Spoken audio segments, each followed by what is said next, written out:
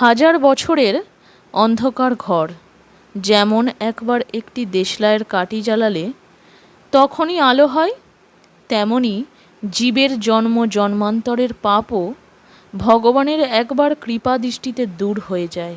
ছোট ছোট ছেলেরা একলা ঘরের ভেতর বসে আপন মনে পুতুল খেলে, কোনো ভয় ভাবনা নেই।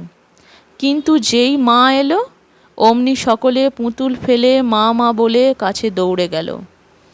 তোমরাও এমন ধন মান যশের পুতুল লয়ে সংসারে নিশ্চিন্ত হয়ে সুখে খেলা করছো, কোনো ভয় ভাবনা নেই। যদি মা আনন্দময়ীকে তোমরা একবার দেখতে পাও তাহলে আর তোমাদের ধন মান যশ আর ভালো লাগবে না, সব ফেলে তাঁর কাছে দৌড়ে যাবে। কাদা ঘাঁটায় ছেলেদের স্বভাব সিদ্ধ, কিন্তু বাপ মা তাদের অপরিষ্কার থাকতে দেন না।